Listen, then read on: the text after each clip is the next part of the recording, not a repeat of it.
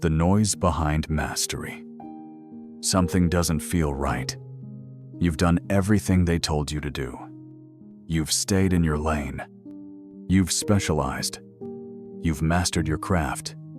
And yet, there's a noise beneath the surface. A subtle, persistent hum. A quiet turbulence in your mind, telling you that something's missing. You try to ignore it, because acknowledging it would mean admitting a terrifying possibility. Maybe you're falling behind, but not because you're lazy, not because you're untalented, because the world changed and you didn't notice. It doesn't matter how much you master one area. That used to be enough. Now, it's not even close. Beneath the surface of your daily life, the rules have shifted. And mastery, true mastery, is no longer defined by how deep you go in one direction, but how far you can connect in all directions. This isn't just a whisper anymore. It's a signal, a call to evolve. Specialization was mastery. Now, it's confinement. The future belongs to those who don't just learn, but link. The death of the single skill expert. You will be replaced, not by someone who works harder, not even by someone smarter, but by someone who sees what you cannot, someone who connects ideas you've never thought to link. Because today, the world no longer belongs to the one who knows the most about one thing. It belongs to the one who knows how to connect many things into something new. The world no longer rewards specialists locked in ivory towers. It rewards connectors, visionaries, mental architects. Think of it this way. You've been digging one hole, deeper and deeper. You've mastered the soil beneath your feet. But while you go down, someone else is climbing up, gaining perspective, seeing landscapes, identifying patterns, and when the winds of change come, they're ready. You're buried. This is what I call the ivory tower syndrome. A brilliant mind, sealed inside polished silence, admired from afar, forgotten when the storm hits, but disconnected from everything else. And here's the brutal truth. In a world moving at exponential speed, specialization without adaptability is fragility. Artificial intelligence is already replacing narrow expertise. But what it can't replace, at least not yet, is human imagination across disciplines. The ability to take two unrelated concepts and combine them into something the world didn't see coming. So while you spend years mastering your niche, someone else is building bridges between ideas, creating systems, inventing the future. And by the time you realize it, you'll be excellent and irrelevant. Not because you failed, but because you stayed still while the world evolved around you. Nobody remembers the one who knew everything about one thing, but they never forget the one who combined 10 things to create what no one else could. What polymaths see that you don't, true knowledge has never been about accumulation. It has always been about connection. The people you admire most, the ones who invent, disrupt, and redefine what is possible, they see things differently. Not because they know more in one area, but because they can connect across many. This is the power of combinatorial creativity. The ability to take ideas from seemingly unrelated fields and combine them into something extraordinary. They don't just think in straight lines. They think in networks, in patterns, in possibilities. Most people follow linear learning. They move step by step, depth over breadth, thinking mastery comes from repetition. But polymaths, they follow nonlinear growth. They jump between disciplines. They collect fragments, and they trust that one day, those fragments will fit together into something far more powerful than any single skill could ever offer. Because when you study multiple domains, you don't just become smarter. You gain range, perspective. You stop seeing information as isolated dots and start seeing the web that holds them all together. Those who dare to explore create mental networks that never stop growing. Their minds are built like ecosystems, adaptive, expansive, and alive. And here is the real secret. Each new subject you explore becomes another lens to see the world through. And the more lenses you have, the more clearly you see what others miss entirely. Every piece of knowledge is a connection point. The more you build, the more you see the picture others can't even imagine. Rewiring the brain through novelty. Your brain strengthens and reorganizes itself every time you learn something new. It is not a static machine. It is dynamic, elastic, alive. This process is called neuroplasticity, your brain's innate ability to rewire itself in response to experience. Every time you step into a new field, your brain begins laying down fresh neural pathways. At first, they are weak, like faint trails in the forest. But the more you walk them, the stronger they become until what was once unfamiliar becomes intuitive. Now imagine your mind as a vast, winding maze. Most people walk the same corridors again and again, hoping to find something new in places they've already memorized. But polymaths choose a different path. They step into new mazes entirely, new disciplines, new perspectives, new ways of thinking. And in doing so, they expand their map of the mind. Here's what's even more powerful. As you move across disciplines, your brain begins to notice similarities. You start recognizing patterns, seeing how principles in art apply to business, how philosophy informs technology, how biology echoes in design. Pattern recognition is the superpower no one sees until you solve in seconds what others can't in years. It allows you to solve problems others don't even know exist, not by digging deeper, but by seeing wider. And over time, something profound happens. Your brain no longer just stores information. It transforms it. It connects it. It turns facts into frameworks and data into vision. This is how real intelligence works. Not through memorization, but through integration. Because when knowledge connects, so does everything else. The illusion of depth without breadth. You do not need more depth. You need breadth.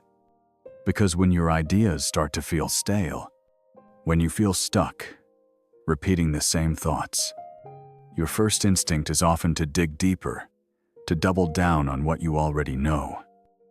But here's the paradox. The deeper you go into a single domain without expanding outward, the more likely you are to get lost in it.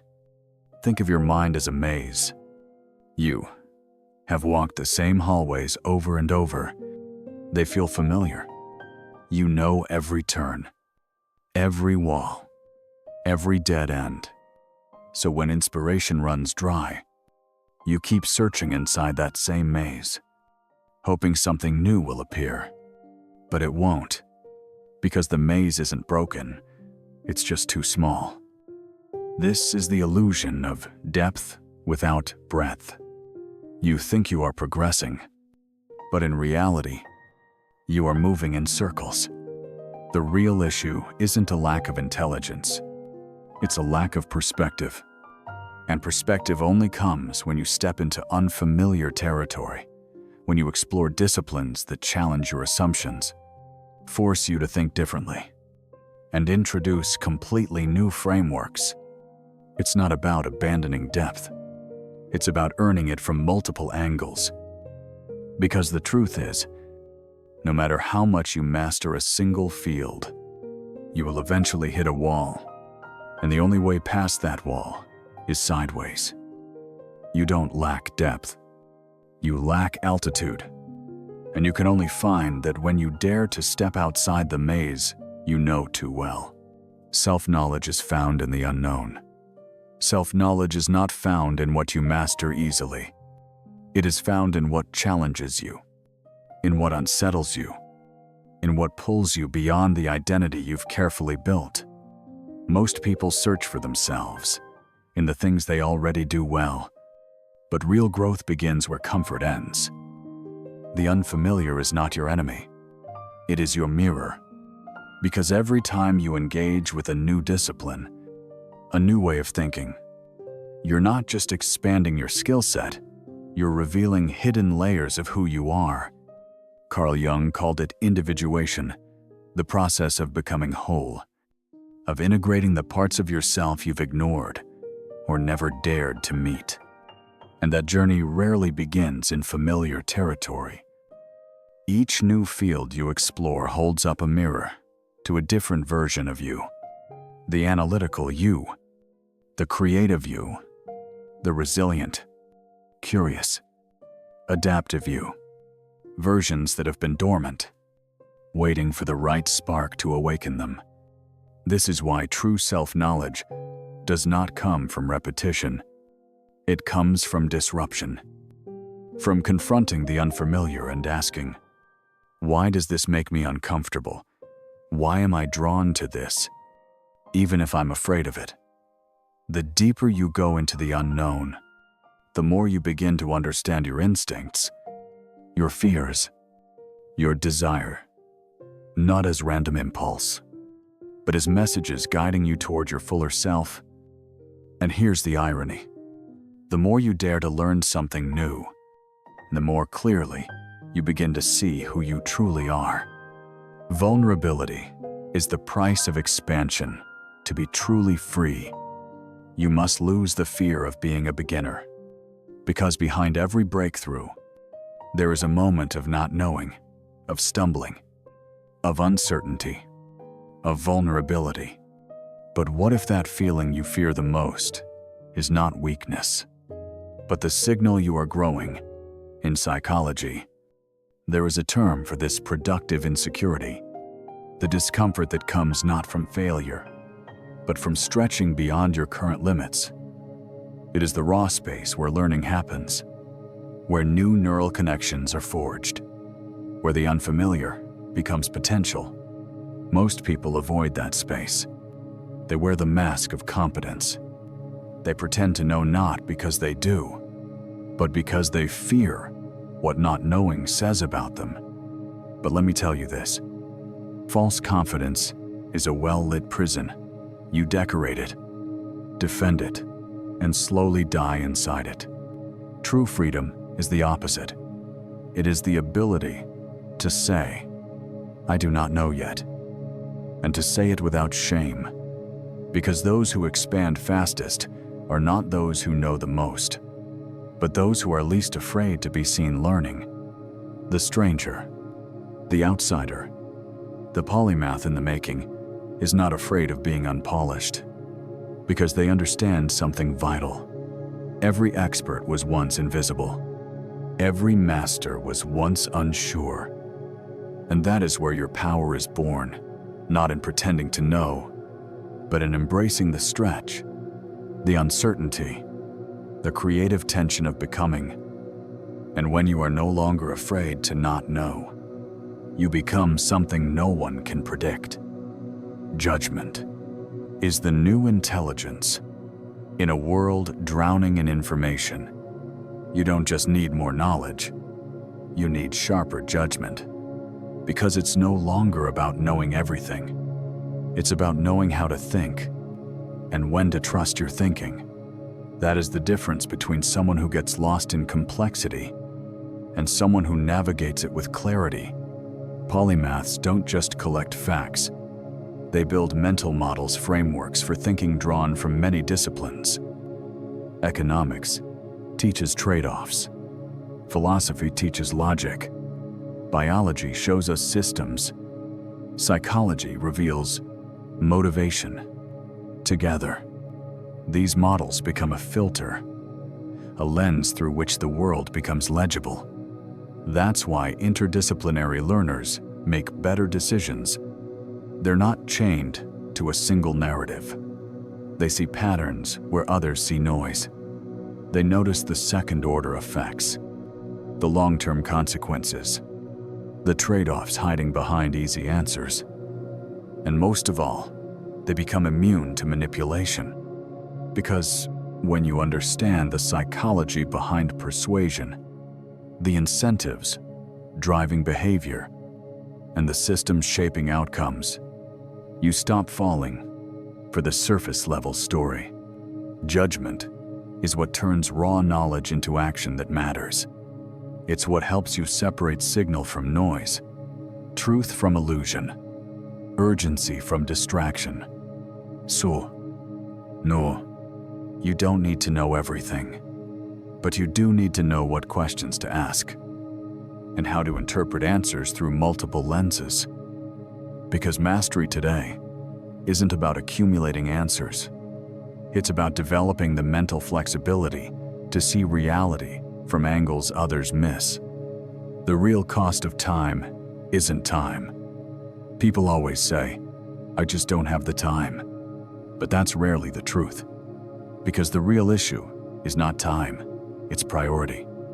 You will always make time for what you believe matters.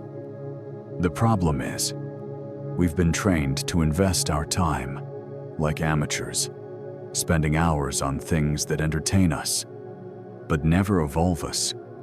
Here's the uncomfortable truth. You're not out of time. You're just starving your mind to feed your distractions. We live in an attention economy. Every app, every feed, every ping, they're not just interrupting you. They're designing your life for you, one click at a time. And while your eyes are locked on screens, your potential quietly withers. The cost is not minutes lost. It's the version of you you never became. You say you want to grow, but where is your time actually going? You say you want to master something new, but what's filling your calendar? And here's the real danger. Every hour spent escaping is an hour stolen from the future you could build. You're not wasting hours. You're mortgaging the version of you that never got built. Your future mastery, your future power. Because the one resource you will never get back is who you could have been if you had simply chosen differently. So if you feel like there's never time to learn, maybe it's because you're living on someone else's schedule, not your own. Unlearning is the path to true learning, to learn something truly new. You must first unlearn something old. That sounds simple, but it's one of the hardest things a human mind can do. Because we don't just learn facts, we invest identity into them. We start to believe that what we know is who we are. So when that knowledge is challenged, we don't just feel confused, we feel attacked. Most people would rather defend a false belief than admit they were wrong. Because being wrong feels like being nobody. But if you want to evolve, you must be willing to let the old self die. You must be willing to say, "I was mistaken. I need to begin again." Real learning starts the moment pride ends. Think of it like this. You're not just changing your mind. You're rewriting your cognitive DNA, reorganizing your worldview from the roots up. And yes, it's uncomfortable. It's humbling. It might even feel like losing part of yourself. But that discomfort is the price of expansion, because every paradigm you've outgrown was once a comfort zone, and every breakthrough you seek lives on the other side of that rupture. Let go of the need to look right. Let go of the expert mask. True mastery begins where performance ends. You don't grow by knowing more. You grow by becoming less attached to what you once thought was true. Transition growth is not about collecting new truths. It's about having the courage to release the ones that no longer serve you. The restless mind is the polymath's edge. True genius doesn't come from constant focus. It comes from knowing when to shift focus. And boredom, that uncomfortable itch in your brain, is not a weakness. It's a signal. It means your mind is ready to evolve. Restlessness is not failure. It's a trigger for transformation. Psychologists call this novelty, seeking the innate drive to explore new environments, new challenges, new ideas. Throughout human history, it was the novelty seekers who crossed oceans, discovered fire, rewrote science. They weren't distracted. They were evolving. But here's the mistake most people make. They feel boredom creeping in and assume they're broken. So they try harder to stay in place. They double down on routine. They mistake clinging for mastery and call it grit. But the truth is, this boredom is your brain's way of telling you you've outgrown the current level. It's not a call to grind harder. It's a call to pivot. And when you ignore that call, you don't build discipline. You build resentment. You burn out, chasing something your mind has already mastered. Polymaths don't suppress their restlessness. They follow it. They let it guide them into new realms of thought, new skills, new arenas. That's why they evolve faster. That's why they stay ahead. Because they know when to move on. Not out of boredom, but out of growth. So next time you feel it, that itch, that dull ache of repetition, don't silence it. Don't fight to stay still. Let it lead you. Next time, boredom whispers. Don't force yourself to be patient. Change the playground. Becoming impossible to ignore. Take the step. Not later. Not when it feels safe. Now, become someone who connects the unconnected, who fuses insights across worlds others thought were unrelated. Because in a world of noise, the one who sees patterns becomes impossible to ignore. True influence is no longer about what you know, but about how many worlds you can link, how many perspectives you can hold, how many ideas you can bend into one powerful solution. This is not about being everywhere. It's about seeing further because you've stood at the intersection of disciplines. That is what makes a polymath. Not someone who knows a little about everything, but someone who knows how to combine everything into something no one else can replicate. And that is the only kind of person the world remembers. Because no one ever forgets the ones who rewired the game, who shattered the rules not by rebellion, but by vision. You don't build legacy through expertise alone. You build it through integration, by learning relentlessly, by connecting courageously, by refusing to let your mind calcify in a single lane. You don't leave a mark by staying safe. You leave it by expanding so far that your very presence disrupts the expected. So here is your moment. Not a motivational line, a ritual, a conscious act of awakening. If you've made it this far, you know what you have to do. You've seen the map. And now, it's time to draw your own. Write this. Not for me. For you. Today I decide to connect worlds. Say it out loud. Write it in the comments.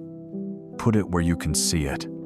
Because repetition creates identity. And identity, once chosen with clarity, rewrites your future.